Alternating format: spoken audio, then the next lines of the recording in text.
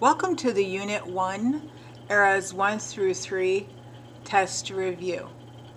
Prior to starting this video, you should have either made an electronic copy or copied out the self-assessment for this unit. In that self-assessment, you had the options of choosing A, B, or C for a word in order to determine whether or not you needed to look further into studying for the test or not. For example, the first word on the list is world history. So if you already know it, man, you don't have to look back and look up the definition of world history, then you mark an A. If you're like, I have no clue what world history is, I really need to go back and look it up, you should have marked C. If you looked at that term and kind of went, I kind of know, but I might need to go back and look it up at another time, you should have marked B. You need to do that with every single term on your self-assessment for this unit. This helps you with the studying process. The preparation process alone for this test can be a long one. So this one just cuts it a little short for you. So I hope you enjoy the review and good luck to you on the test.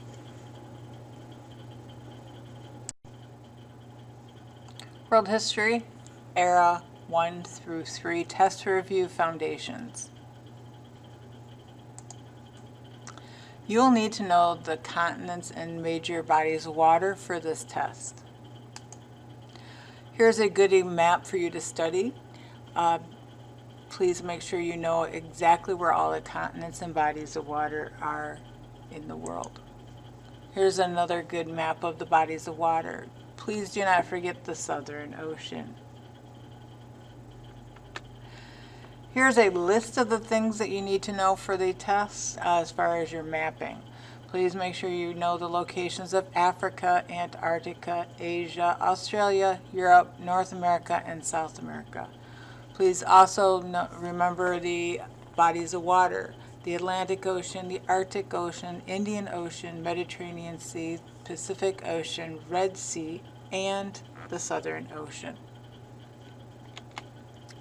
Let's start going over some basic terminology that you're going to need to know for the test coming up. Monotheism. Monotheism is the belief in one God. The religions of Islam, Christianity, and Judaism, for example, are all monotheistic religions. Polytheistic means that you believe in more than one God or several gods. The religion Hinduism, for example, is a good religion that believes in multiple gods. Now, if you're a person that studies human history and prehistory through the digging of sites and analyzing artifacts and physical remains, this is called what? Archaeology or anthropology?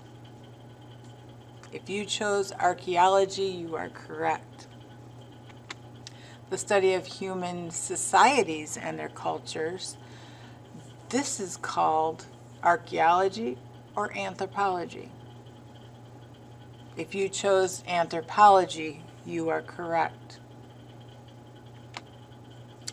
Now, Elliott and Liszczek, these are both, and if you said mean old teachers, you're incorrect. We are both historians. We are experts in studying the past. Cultural diffusion, cultural iteration, and ethnicity are all not on the test. Grapes. Yes, you need to know your grapes. You need to know the geography, religion, achievements, politics, economics, and social structure. But you don't need to know the ancient civilization's grapes very specifically. You just need to be able to tell whether this description in the test is of geography, or is it of religion, or is it achievements, politics, economic, social structure. For example, which of the grapes of the Assyrians is described as being polytheistic? Azure was the Almighty God. They believed that the Spirit was everything in nature. This is an example of A, geography, B, religion, C, achievements, D, politics. Now, if you chose B, you're doing really good. The ancient Prussians were nomadic people until they settled in this area of southwest Iran. A, geography, B, religion, C, achievements, D, politics. Now, if you chose A, geography, you're right on track. See, that wasn't that hard. All you have to do is read the passage and determine which one of the grapes does that reference. What specific event tied the groups of people down to become civilizations? Now remember, they went from being nomadic to agrarian societies. And the one thing that they have in common is food. Food led them to be civilizations. The Silk Route is an ancient trading route that went from China all the way to the Roman Empire. This connected east to west, and this sparked trade in the world. How do historians measure time when researching or noting events? AD and BC, CE and BCE. Very simple. Now you do not need to know which each one of the letters stand for. You just need to know that historians measure time that way. What is an empire? It is a group of states or countries under a single supreme authority. The largest empire in the world at one time was the Mongol Empire, and I can't wait to get to that area in history. It's one of my favorites. The network of exchange. This is the exchange of information, services among individuals and groups during that time when people are learning new things about each other. Spatial frames. This is another way that historians organize history, but they do it with date, time, and geography has to be a part of it. Agricultural revolution. This is the time frame that civilization settled and they started to farm. I thought that cartoon is pretty funny. Theology is the study of religion and the blending of politics and religion. This is where laws are influenced by the religion that is practiced by the predominant religion of that area of the world. Democracy is when the people have the power to decide how a government is run, and this is usually done by voting. Periodization is when historians began naming chunks of time. Remember, we talked about this, where they started naming the Renaissance and Reformation, the Middle Ages, Dark Ages, Iron Age, World War I, the Holocaust. Okay, they started putting names on chunks of time instead of making you remember dates. With no written language, how did African tribes pass their transitions down to the next generations? I should have said traditions. Through an oral history. They would pass their stories down through storytelling.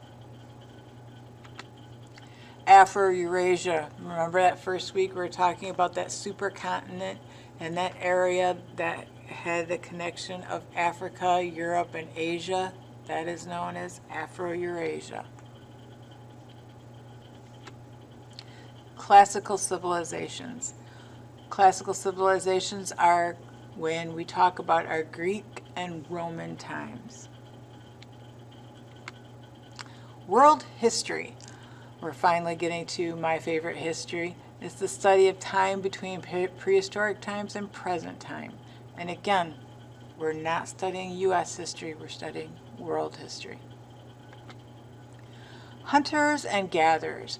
These are the early civilizations that went around and they had to hunt and gather their food. The Phoenician alphabet. This was 22 symbols that were brought together that basically looks very similar to the English alphabet. And if you look at the graphic provided for you, you can see that they're very similar. Sanskrit. This is the ancient language of India. And again, there's an example of Sanskrit right there. A city-state is a political system where independent sovereign cities are within a larger empire or country, and each one of those city-states or each one of those independent sovereign cities have a government within it. Pax Romana. Pax is Latin for peace. Romana is Latin for Roman Empire.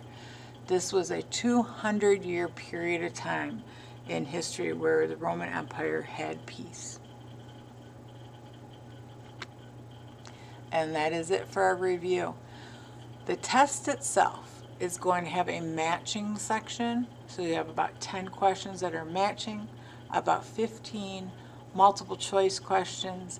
You'll have a few read this passage, what is it saying? Look at this graph, what is it saying? So you're interpreting passages and maps and graphs, and then you have your mapping at the end.